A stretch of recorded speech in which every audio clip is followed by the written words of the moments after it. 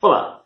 No dia 19 de outubro, uma sexta-feira, eu participei do Fórum Clínico da Escola Lacaniana de Psicanálise de Vitória, que é um lugar de interação entre o direito de família e a psicanálise.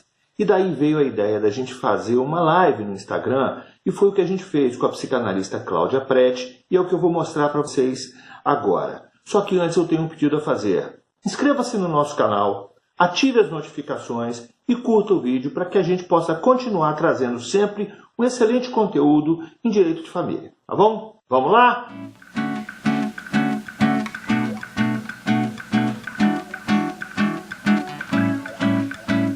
Pra te fazer uma canção de amor. Então, nossa live de hoje sobre direito de família e psicanálise, quem está aqui com a gente é a psicanalista Cláudia Prete, e eu vou começar te perguntando logo de cara, Freud explica o direito de família? Essa pergunta é meio difícil, né? O Freud explica e explicou muita coisa, mas a gente tem que pensar um pouco o que a gente chama do Freud explica, porque isso não quer dizer que ele dá resposta para tudo, né? Assim, eu acho que a gente está vivendo um momento onde direito de família e psicanálise estão conversando com muita propriedade, porque respeitando evidentemente o campo do outro, mas a gente tem muito a contribuir um com o outro, né? A psicanálise tem muitas coisas a dizer a respeito de algumas questões do direito de família, e eu acho que, se não explica tudo, mas pode dar boas contribuições. Você concorda comigo? Olha só, eu saí muito impressionado. Sexta-feira nós estivemos lá na Escola Lacaniana, já no Fórum Clínico. Eu queria que você explicasse primeiro para a gente o que é o Fórum Clínico da Escola Lacaniana de Psicanálise de Vitória. Bem lembrado. O Fórum Clínico que eu coordeno junto com duas outras psicanalistas lá da escola, que é a Cecília Oliveira e a Vera Saleme, é um espaço de psicanálise que tem como proposta discutir a clínica com crianças e adolescentes, mas numa interlocução com outros campos de saber, né? Então, a gente faz um trabalho com vários campos de saber, que vão da medicina, a educação e o direito de família. E essa conversa com o direito de família tem sido muito produtiva, a gente está nisso já há mais de 2 anos, com essa proposta mais específica no Fórum Clínico. Fizemos um grande congresso aqui em Vitória, o primeiro Congresso Brasileiro de Direito de Família e Psicanálise, né, que foi em agosto do ano passado. E agora já fizemos sexta-feira, que foi esse encontro ao qual você se referiu. Sexta-feira fizemos já o primeiro encontro preparatório para o segundo congresso, que vai ser em agosto do ano que vem. Certo. E você saiu impressionado do Fórum Clínico, por quê? Porque são pequenas coisas, né? Quando a gente fala lá, quando eu ouvi a Cecília falando, e você falando também, né? Sobre essa questão da função do direito, que seria distribuir o gozo, é mais ou menos isso? Da partida do gozo. Meio demais, né, para uma live dessa, mas é mais ou menos por aí, isso aí. Eu queria que você tentasse explicar para a gente, como leigo em psicanálise, o que quer dizer isso? Como é que a psicanálise vê a função do direito, mais especificamente, se for possível, do direito de família? Na verdade, o direito ele tem essa função, né, que de alguma forma apresentar para o sujeito humano um interdito, que é fundamental, né? Nós, seres humanos, a gente precisa entender que existe o impossível em nossas vidas, né? Que nem tudo é possível. E o direito, ele tem essa função, com essa questão das leis, ele tem essa função de alguma forma, mostrar para o sujeito que ele tem... Me lembrei aqui, vou me permitir falar de uma expressão que eu escuto no meu consultório de uma pessoa que é do interior, que fala assim, o fulano precisa saber que o mundo tem cerca, né? Assim, e o direito, ele tem essa função, do sujeito poder saber que o mundo tem cerca, né? Que o mundo tem limites, que nem tudo é possível, que o meu direito vai até onde o do outro começa, que isso precisa ser respeitado. E quando a gente fala em gozo em psicanálise, que tem a ver com isso que precisa, de alguma forma, no sujeito humano ser barrado, ser minimamente bordeado, o direito ele traz um pouco essa função para o sujeito humano. Né? Não é à toa que em tempos atuais, quando a gente está num momento em que as pessoas estão com tanta dificuldade em aceitar os limites no mundo, em aceitar os impossíveis da vida, o direito tem sido tão convocado, né? A nossa discussão na sexta-feira a respeito da judicialização excessiva dos conflitos familiares dizia respeito exatamente a isso. Como que o direito está precisando, né? O judiciário está precisando de terem esse endereçamento ali onde o sujeito não está podendo, na sua vida privada, aceitar esses limites. Perfeito. É que hoje o direito de família e a psicanálise, eles têm tido uma boa conversa, eu definiria assim. Né? E por quê? Porque o direito de família, ele tem uma particularidade dentro do campo do direito, aonde ele é um profissional que trabalha muito com escuta. O profissional do direito de família trabalha com escuta, assim como o psicanalista, né? E, portanto, ele precisa poder, para além, introduzir na sua prática algo que vai para além da objetividade dos autos, né? Em direito de família, a gente não pode pensar que a gente pode se ater àquilo que está lá na superficialidade da demanda, porque por trás daquilo que se pede, muitas vezes tem questões que são, de fato, o que estão movendo aquele processo. E se o profissional que lida com o direito de família não puder estar atento a essa escuta, a gente fica impossibilitado de um bom trabalho. Então, nesse sentido, a psicanálise é um campo que tem muito a contribuir com o direito de família, assim como o direito de família traz para a psicanálise muitas contribuições também, né?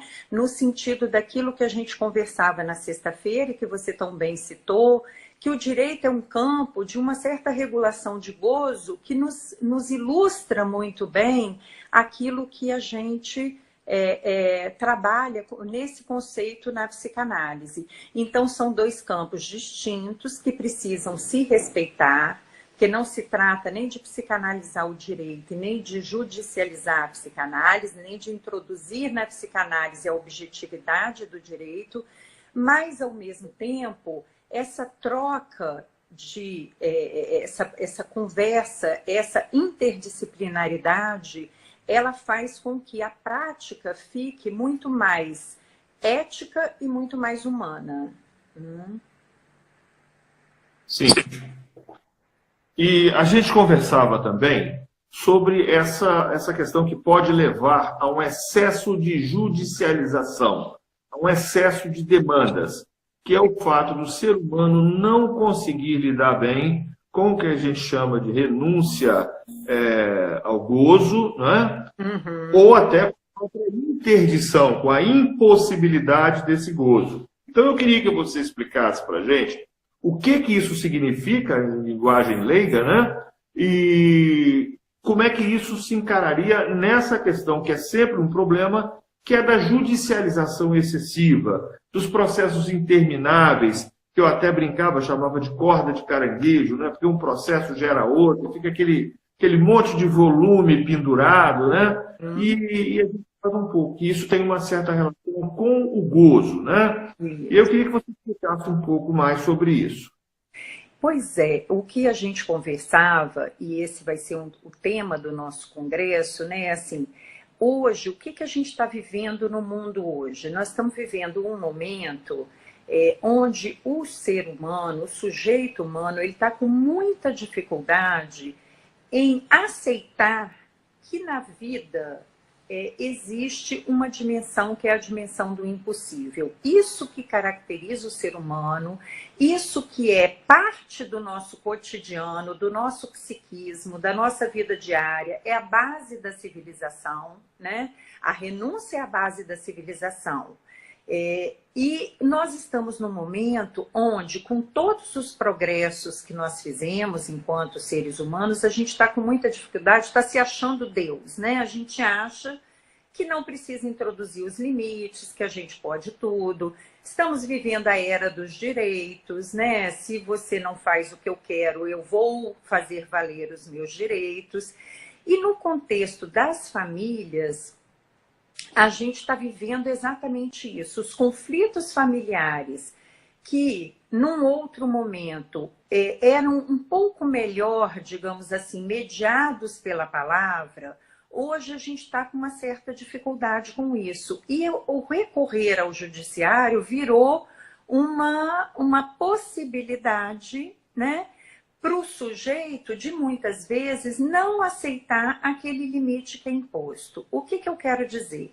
Muitas vezes, o meu companheiro diz que não quer mais estar comigo, e eu acho que ele não tem o direito de fazer essa escolha, né? Eu não suporto viver o luto disso que é a perda desse lugar, no erotismo do outro, no olhar do outro, e eu vou judicializar essa questão porque eu quero garantir que seja possível para mim o que eu quero. Então eu uso muitas vezes, a gente tem assistido isso, muitas vezes um recurso ao judiciário no sentido de não aceitação dos limites e de não aceitação das perdas na vida do sujeito, né?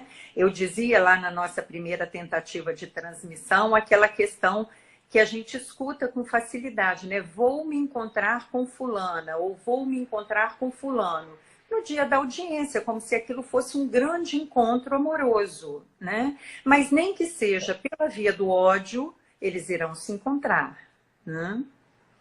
E falava do gozo é nesse sentido, que o sujeito humano, ele precisa de uma certa regulação disso que a gente nomeia como gozo, né? Porque fica um lacanês aí na questão do gozo, que é um conceito, inclusive, muito difícil de ser explicado, leigamente falando, e não tem nada a ver com gozo sexual, né? Mas é isso que no sujeito tenta ultrapassar um limite, né? Tenta estar para além das bordas do limite. Então, nós, como sujeitos humanos, e para que o nosso psiquismo esteja adequado, enfim, que possa funcionar no dia a dia, nas relações humanas, a gente precisa de uma certa regulagem disso.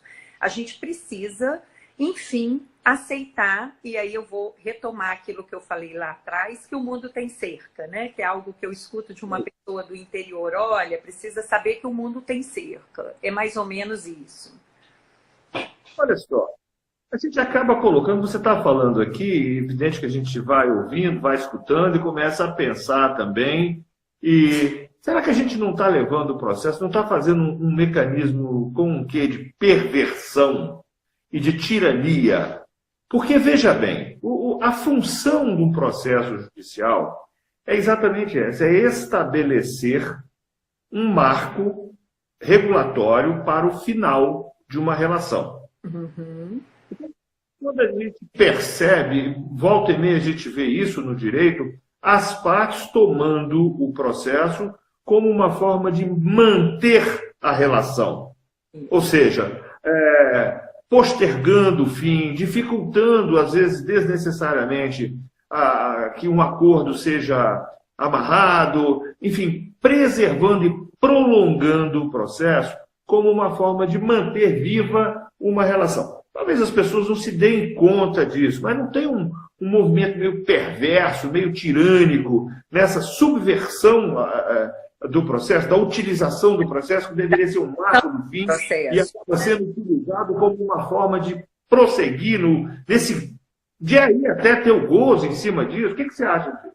Eu acho que, na verdade, você toca num ponto que dá uma boa discussão em diversos aspectos, né? Mas eu acho que isso fala muito da posição desses profissionais que estão envolvidos na condução desses processos, né? Assim, eu acho que um advogado, um juiz, um promotor, qualquer operador do direito que tenha que lidar com essas questões familiares, ele precisa ter em conta isso, né? Precisa ser um profissional que não cultive o litígio, que não incite o seu cliente, por exemplo, para a briga, né? Às vezes o cliente está até ali querendo fazer um acordo e tal, o advogado fala, não, isso não vai ser bom para você. Enfim, então eu acho que a gente tem assistido um pouco, e eu acredito nisso e estou falando do que eu vejo. A gente está assistindo um pouco uma certa mudança nessa posição, na cultura das formações em direito, que já foram muito litigantes, né? Já foram muito na tentativa de prolongar isso, e aí passar para uma posição um pouco mais mediadora, um pouco mais de consenso, de acordo, né? Para que não dê corda, porque aí você tem razão, não tem nada a ver com ser perverso ou não do ponto de vista da estrutura, mas de se fazer um uso perverso e de fazer um certo laço com esse cliente no sentido de fazer esse prolongamento dos processos, né? De cair no jogo, vamos pensar assim, de entrar no jogo com um certo interesse, né? E de entrar nesse jogo. Então, nesse sentido, eu acho que você tem toda a razão e a postura do profissional é muito importante, porque ele precisa conseguir perceber que aquilo ali pode estar indo além da discussão jurídica, né? Mas aí você está me dizendo que alguns profissionais estariam imprimindo uma marca pessoal, deixando as suas próprias neuroses, transmitindo essas neuroses para dentro de um processo, ou seja, usando mais do que o processo, usando até o outro como instrumento de realização dos seus desejos, até mesmo com viés de perversão, é mais ou menos isso? Então, na verdade, o que está por trás disso a gente não pode nomear com certeza, mas assim, pode ser por essa via, às vezes de alguns valores mesmo que aquele sujeito tem, ou de alguma posição neurótica dele, ou de alguma situação de experiência de vida que ele tenha tido, então ele não suporta a experiência que seu cliente está vivendo, e aí ele entra ali meio misturado, o que é uma tragédia, né? Porque ele não tem que se misturar com as questões do cliente dele. Muitas vezes a gente vê esse prolongamento por uma via porque, vamos dizer a verdade, eu acho que aqui nós podemos falar isso. Muitas vezes um processo que não vá muito à frente não é muito interessante financeiramente, né? Tem isso também, porque se você chega num acordo muito rapidamente, aquilo acaba, né? Mas eu acho que o mais sério é esse ponto, assim, do sujeito se misturar com o seu cliente, né? As suas convicções religiosas, o seu modo de relacionamento, se ele concorda com a bigamia ou não, se ele já foi traído, isso tudo não interessa. O que interessa é a posição e a experiência do seu cliente, não a do advogado.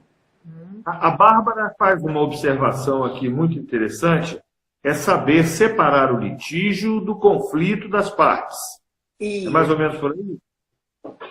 Separar o litígio do conflito das partes? Isso. Sim. Vou textual aqui, né? É saber separar o litígio do conflito das partes. A Bárbara está dizendo aqui. A Lídia faz uma observação aqui também interessante. Eu vejo a mudança no comportamento do profissional de direito de família como a via mais segura da solução dos litígios, especialmente saber qual é o conflito do cliente. Exato. Parece que nós temos um acordo aqui, né? Pelo menos nessa questão de... A Lídia resumiu um pouco isso que a gente estava falando, né? No sentido de que aquilo que é conflito do cliente, que ele possa lidar com isso. E, evidentemente, o advogado ou o profissional que está envolvido, ele tem uma função importante, muitas vezes até de escutar isso e de direcionar isso de alguma forma, mas ele não pode ficar envolvido nisso. Perfeito. E como é que faz para evitar? Nós temos algum tipo de mecanismo que a gente consiga barrar, porque agora já não estamos mais lidando com o desejo das partes envolvidas no conflito. Nós já estamos lidando com a perspectiva do advogado, do Ministério Público, do magistrado, da equipe multidisciplinar, enfim, de tantos quantos se envolvem numa relação processual familiar, né? Isso. Nós temos algum... Como é que nós vamos lidar com isso, doutora Cláudia? Olha, fórmula mágica não existe nenhuma, né? Quem descobrir vai se dar muito bem. Mas, assim, uma dica que eu acho que a gente pode pensar e que é uma coisa que funciona, a meu ver, para todas as áreas que envolvem o comportamento humano, é que cada um possa cuidar de si da melhor forma possível. Porque quando a gente está bem com a gente mesma, né, com nós mesmos, a gente simplesmente consegue se separar do conflito do outro, né? A gente consegue justamente não se misturar com isso que nós temos um visitante, um gato atrás de você. Aqui quase não tem gato nessa casa, né? Mas, então, aquela história de que prudência, canja de galinha e uma boa cabeça não faz mal para ninguém, né? A gente precisa cuidar de si para que a gente possa trabalhar bem com o humano, né? Você havia feito uma pergunta a respeito do Freud, se o Freud explica tudo e se explica o direito de família. Eu acho que uma das coisas que o Freud explica muito, muito bem é que o ser humano ele tem um mal-estar que é inerente a ele e que, como ele bem nomeia, a maior fonte de mal-estar para o ser humano é a relação com os outros seres humanos, né? As relações humanas são o que há de mais penoso, como ele expressa. Então, quando a gente pode não se misturar demais naquilo que não é nosso, a gente conduz muito melhor. E você me falou isso, eu lembrei daquele aviso do avião, né? Eu gosto sempre de usar como exemplo em qualquer circunstância. Em caso de despressurização da cabine, máscaras de oxigênio cairão. Se houver uma criança do seu lado, coloque a máscara em você para depois, né? Se a gente não tiver oxigenado, a gente não consegue ajudar ninguém. E é muito importante. Nós tivemos recentemente assisti uma live aqui no Instagram da doutora Ana Paula. Ela é psicóloga, faz um trabalho de coach também muito interessante com advogados, e ela falava exatamente da necessidade que os advogados têm de se cuidar. A advocacia é uma profissão muito estressante. Na área de família, então, a gente recebe demandas. Por vezes o cliente chega no nosso escritório sequer com condições de falar muito sobre o que está fazendo ali, por vezes com vergonha de estar ali, com sentimento de culpa. Isso tudo traz um peso muito grande.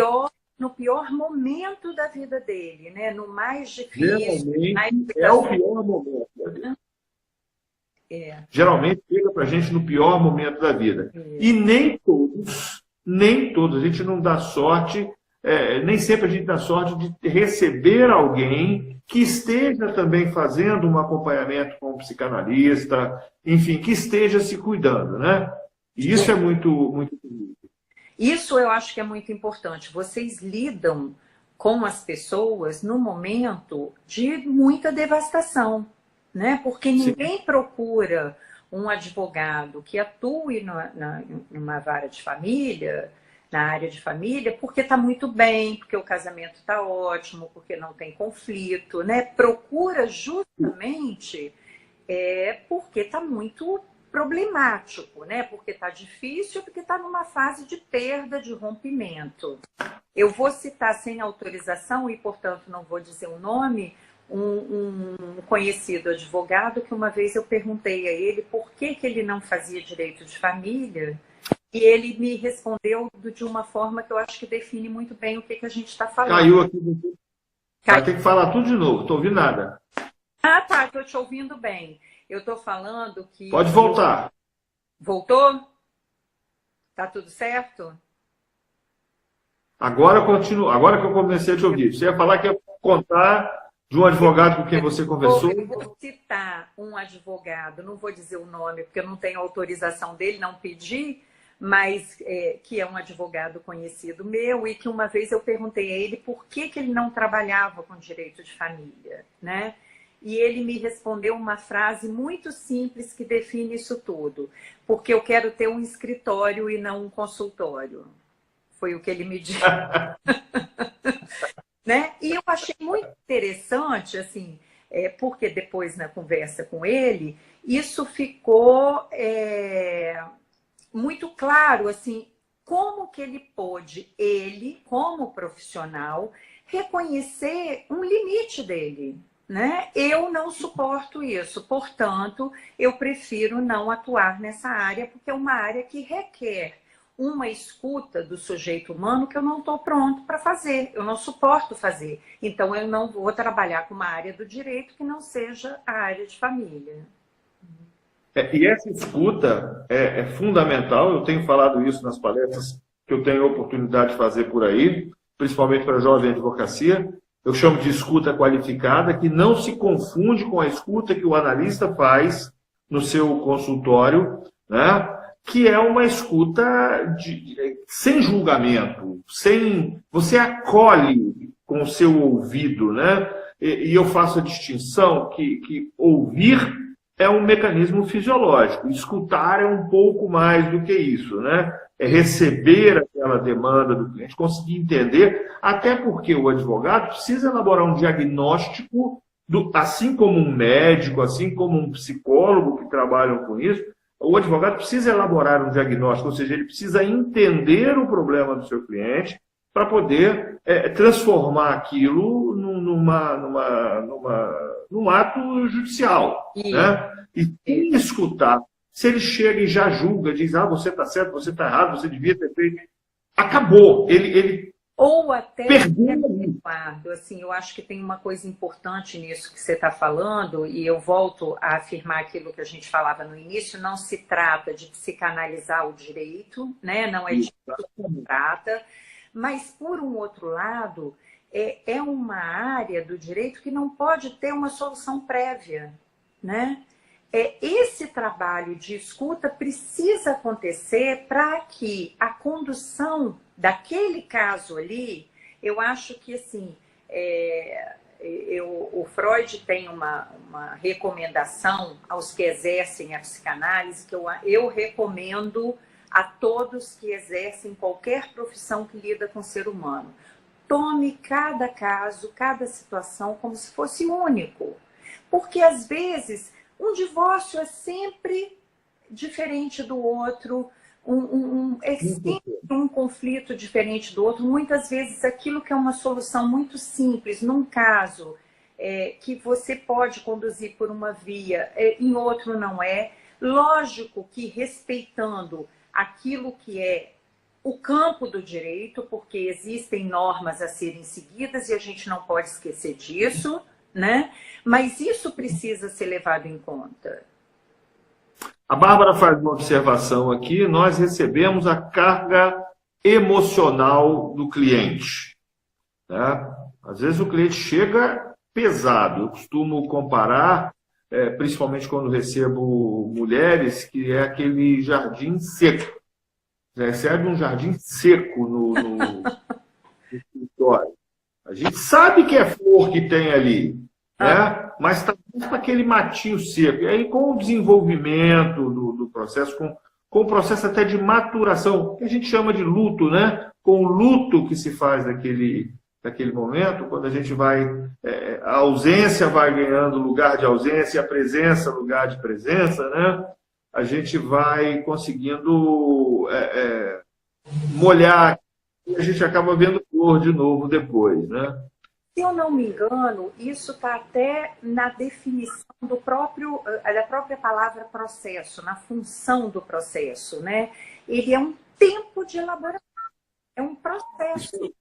E muitas vezes ele é necessário para que o sujeito possa fazer a elaboração disso que foi aquele conflito, aquela perda, que possa elaborar esse luto, né? Porque tem sempre uma elaboração de um luto a ser feito. A Natália está falando aqui com a gente. Interessante como os atos ilícitos aqui ela coloca entre aspas, né? Interessante como os atos ilícitos para o relacionamento mal inseridos nas peças processuais também pioram o sentimento. Às vezes o colega narra uma traição de uma forma tão inescrupulosa e desnecessário, né? Uhum.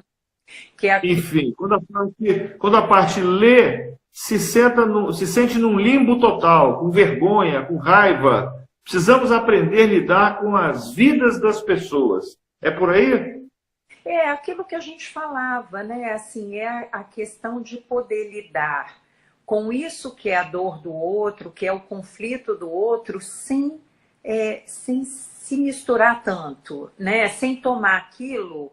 Quem foi traído foi o seu cliente, não foi você, né? Então você não pode botar ali uma carga maior do que muitas vezes o seu cliente está colocando, né? Ou até, eu diria mais, numa outra vertente, às vezes esse cliente já está devastado por aquilo que ele viveu e você inflama e aumenta essa devastação, transformando uma dor que poderia ser acolhida ali num processo muito mais complicado do que isso para aquele sujeito. Você que é chamado como advogado para solucionar um conflito acaba sendo um vetor de aumento, né? Põe de aumento. Apagar um incêndio com querosene, né? Mais ou menos isso? É, isso aí. Você está plagiando uma música aí, né, Tânia? Parece que tem uma música que fala alguma coisa disso, mas é verdade, né? Não estão perdendo tempo, porque é boa, né? A demanda é para que o advogado venha me ajudar, né? Se eu procuro um advogado, se eu estou me divorciando, eu estou vivendo um momento difícil, uma perda, eu estou vendo meus filhos muitas vezes sofrerem, ou eu estou com muito ódio do meu ex-parceiro, eu não preciso de ninguém que venha botar lenha na fogueira, eu preciso de alguém que venha me permitir que eu minimamente me recoloque a partir dessa situação e desse conflito e dessa perda que eu estou vivendo. É isso que é necessário, né? Quando a gente vai conversando isso, eu fico sempre muito preocupada da gente não perder a visada de que advogado não é psicanalista, né? Assim, ele tem um limite e muitas vezes ele não vai dar conta, dependendo do tamanho da situação, ele não vai dar conta daquilo ali. E nem tem que dar conta, porque não é função dele, né? Exatamente. Ele precisa poder, sim, ter um mínimo de escuta, de paciência e de boa vontade, para muitas vezes poder até fazer um encaminhamento disso para onde esse sujeito possa trabalhar essas questões se elas estiverem muito maiores do que é possível fazer ali, né? Porque senão a gente vai falando e fica parecendo que o advogado ele tem que se colocar no lugar de analista, e não é isso. Ele tem um limite de intervenção que é muito claro, né? Até porque as funções são completamente diferentes, né? Distintas. O objetivo da escuta é outro, as funções são muito distintas.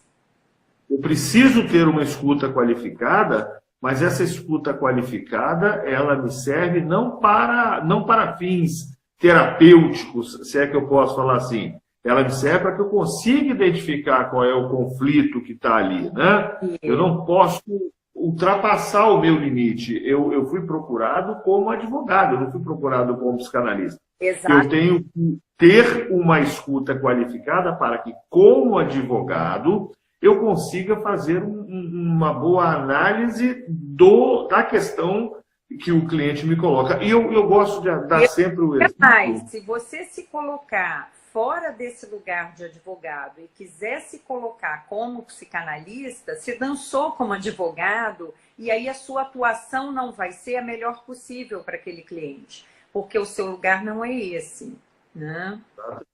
Uhum.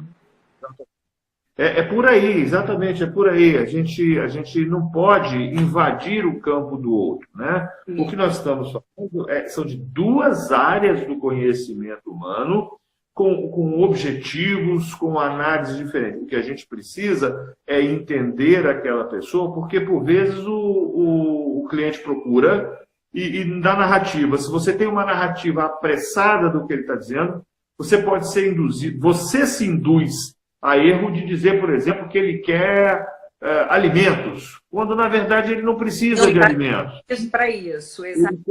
Às vezes você fala, ele quer uma partilha igualitária.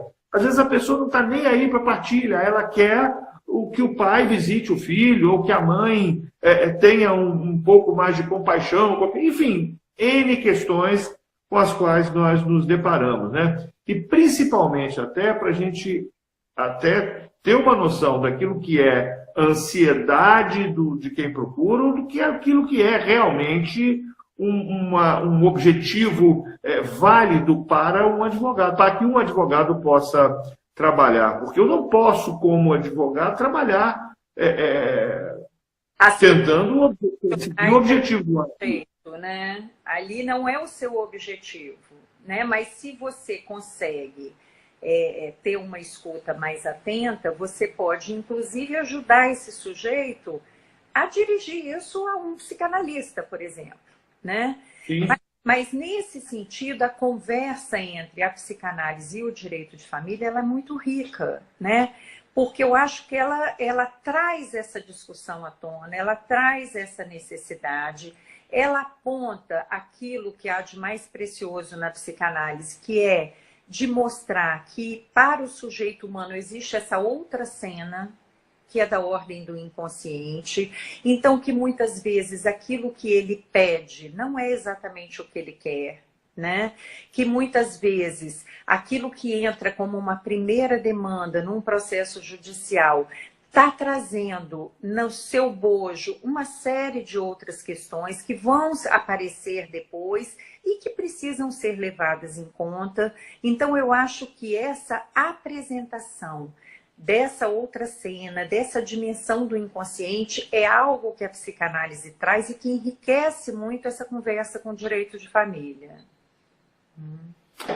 Eu queria que você falasse um pouco mais do fórum clínico que a Escola Lacaniana está fazendo, de como é que está a preparação para esse congresso de Direito de Família e Psicanálise, segundo Congresso Brasileiro, né, de Direito de Família e Psicanálise, está projetado aí para 2019. E como é que está a preparação? Como é que é? Por que uma preparação? Não basta fazer igual todo mundo, chega lá e faz o congresso, convida os palestrantes, tem que fazer preparação. Eu gosto de trabalhar, sabe? Mas olha só, na verdade, o Fórum Clínico ele tem essa proposta, ele tem um funcionamento já de alguns anos, né? E a proposta do Fórum Clínico é trabalhar a clínica com crianças e adolescentes, de um modo geral. Tanto a clínica, no sentido da clínica privada, aquela que nós, né, vivemos nos nossos consultórios de psicanalistas, quanto isso que a gente chama dessa clínica do social.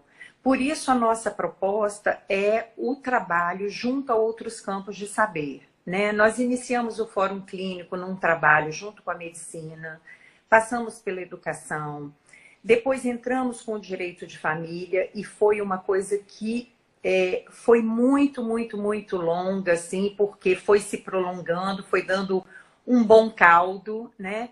culminou no primeiro Congresso Brasileiro de Direito de Família. Será que tem advogado lá que quer preservar esse movimento, que aí fica fazendo força para não acabar, para não deixar vocês virem? Ninguém deixa fora, né? Assim, e aí, com isso, com esse primeiro congresso, que foi extremamente produtivo, né? Teve uma adesão muito grande, foi muito interessante. Nós decidimos, então, continuar nessa conversa com o direito de família. Hoje a gente está numa dupla vertente de trabalho no Fórum Clínico, porque a gente tem, de um lado, um trabalho com o autismo e com a medicina, e do outro, com o direito de família. E agora nós vamos iniciar, né? Iniciamos sexta-feira, foi o primeiro encontro preparatório para o segundo congresso. O segundo congresso já tem um título, a gente nomeou de a judicialização dos conflitos familiares, porque eu acho que é um tema muito pertinente, porque a gente tem visto e tem vivido nessas áreas. E na primeira reunião que a gente teve na sexta-feira, foi a primeira reunião preparatória. A gente já ficou 2 horas discutindo um ponto, né? Imagina. E o que eu tenho visto, assim, nos congressos que eu tenho participado, né? Eu tive agora há pouco num congresso do IBDFAM, lá em Búzios, e assim, a sensação que eu tenho é que a vida está andando tão rápido que o direito de família não está conseguindo acompanhar, né? Então, tem novas demandas, eu até citei isso na sexta-feira, assim, tem coisas que estão acontecendo que não tem legislação prevista para isso, que nunca se pensou, né? Que vai desde a multiparentalidade, a família, como é que você nomeia? Multiespécie. Família multiespécie. Famílias paralelas, né? Poliamor, uma série de questões e de demandas que estão chegando em alguns grandes centros, talvez até com um vigor maior, em outros, né? Principalmente nos menores, com uma coisa um pouco mais tímida, mas que são demandas que estão comparecendo e que, se a gente não se prepara, a gente fica realmente para trás do bonde, porque a coisa está andando. Então, nós temos sim que conversar muito, temos que nos preparar. Acho que esses congressos, eles são fundamentais, né? E vamos ter outros encontros preparatórios até o evento que está previsto para agosto do ano que vem. Eu só não gostei porque, diferente do ano passado, em que ficaram só no direito de família, e aí o que permitia reuniões mensais lá na escola, agora resolveram dividir com a medicina, e, enfim, aí esse negócio de bimestral, né? Agora, só dezembro que a gente vai ter outro encontro, né? Eu já queria um outro encontro aqui sexta-feira agora. Vocês já vão jogar isso em dezembro. Era aí que a gente gosta de trabalhar, mas a gente não tem pernas para tudo. Temos que aceitar que existe a dimensão do impossível na vida. Senão a gente não pode falar de regular o gozo, né? Justamente. Pois é. Olha, acabei de levar uma barra. O que está acontecendo esse ano? Apesar de ser bimestral os encontros, a gente iniciou com mais antecedência. Então, até o Congresso, nós vamos ter o mesmo número de encontros preparatórios que a gente teve no anterior, né? Calma que tem... É só em agosto do ano que vem. A Natália está dizendo aqui, o pessoal está elogiando, né? Gostando dos temas que estão sendo tratados e tal. Aí a Natália está dizendo, esse povo da psicanálise fala bem, né? Eu fico viajando, é lindo. E aí ela depois reclama, essa divisão com a medicina, está dizendo, o que é isso? Direito de prioridade. Você está instigando o litígio, porque estava em paz, ninguém sabia que estava dividindo nada, né? Não é? Exatamente. Mas nós estamos dividindo e fazendo uma boa e justa divisão, né? Assim, a gente tem essa proposta do fórum, então nós temos, de fato, outros temas e outras coisas que a gente precisa trabalhar e quer trabalhar, né? O fórum tem essa proposta, mas a conversa com o direito de família, de fato, rende muito. Então, nós vamos continuar trabalhando nisso. psicanálise e direito de família. A gente, na verdade, está fazendo hoje apenas uma introdução. Nós recebemos, eu pedi que as pessoas me mandassem perguntas, né? E nós recebemos muitas perguntas, recebemos perguntas sobre alienação parental, recebemos perguntas sobre... Teve uma pessoa que perguntou por que o ser humano é tão idiota, enfim, perguntas que acabam ganhando uma amplitude muito grande.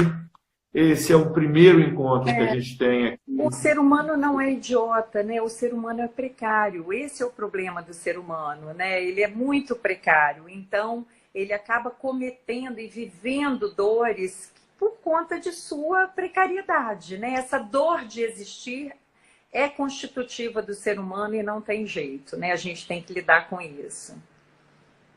Pois é.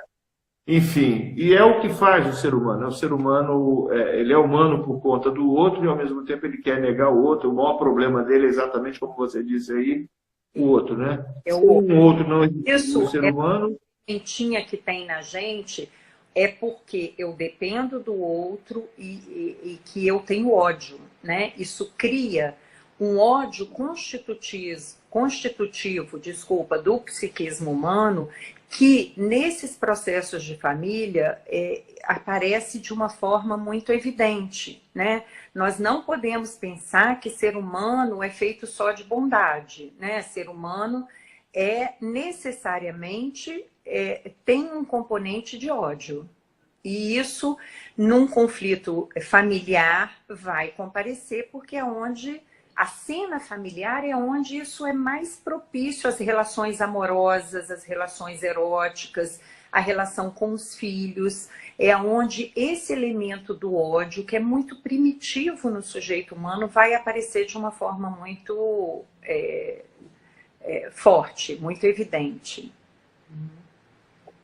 Recomendo aos advogados que militam com o direito de família que abram os olhos, os ouvidos,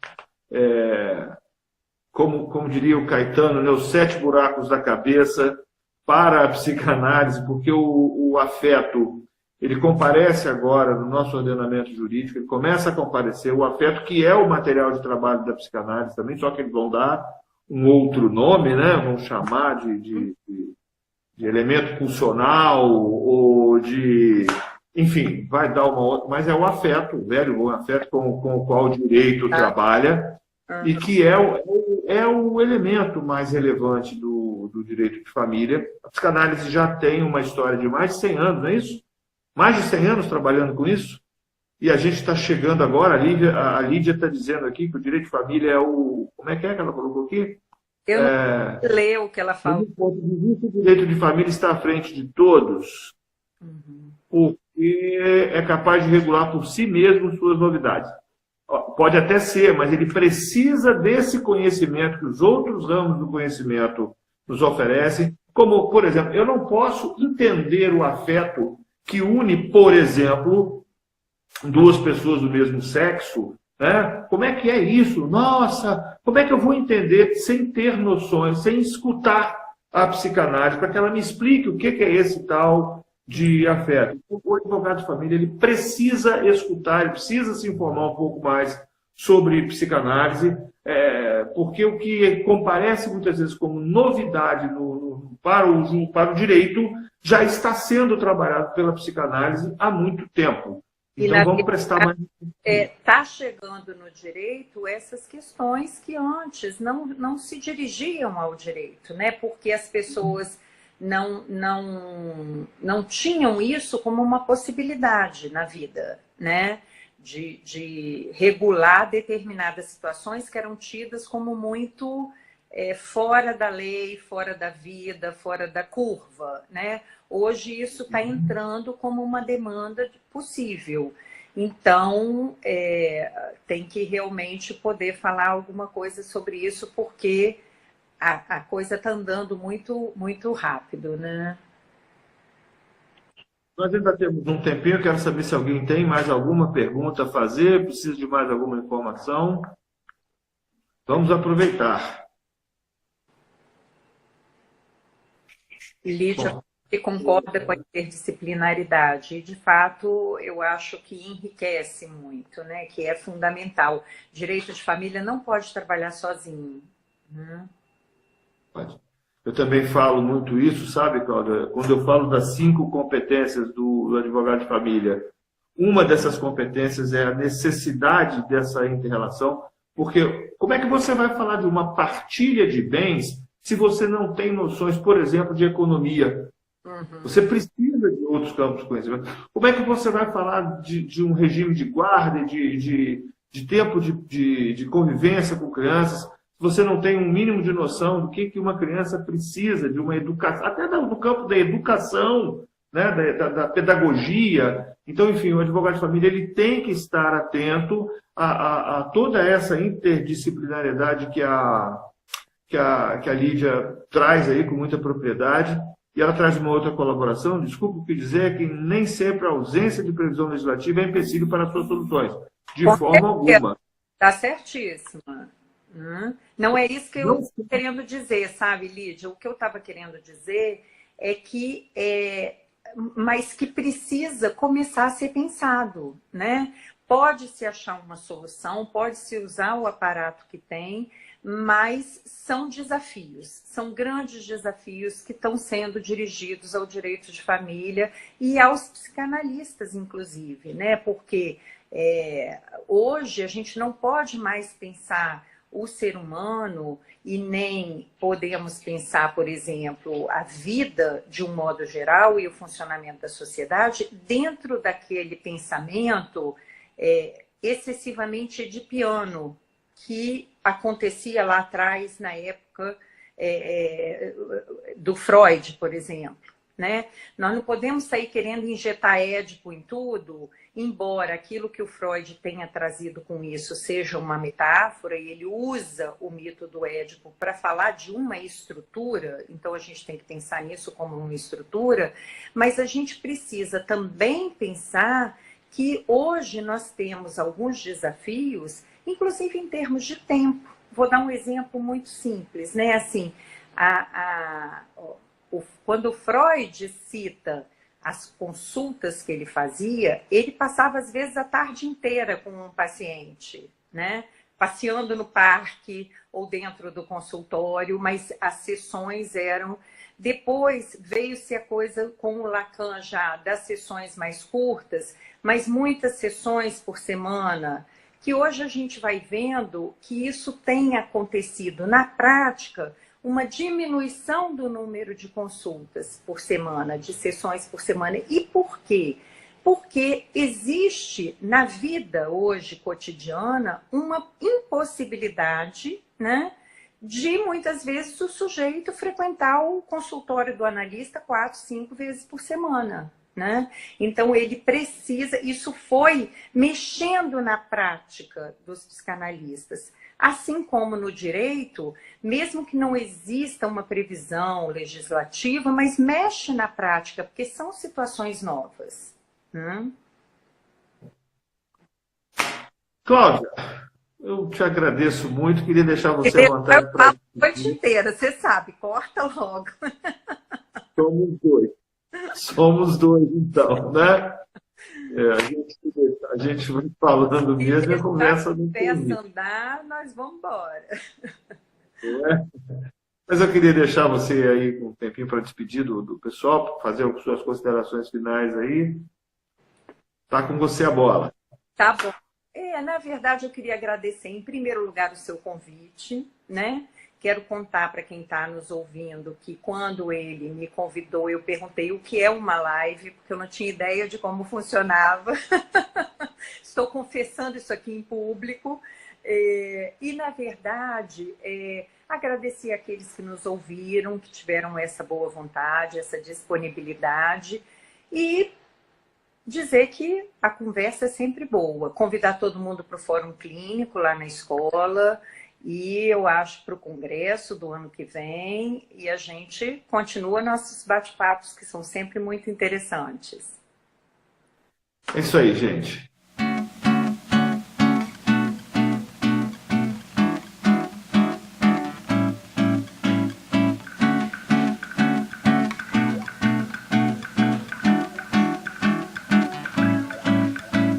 pra te fazer uma canção de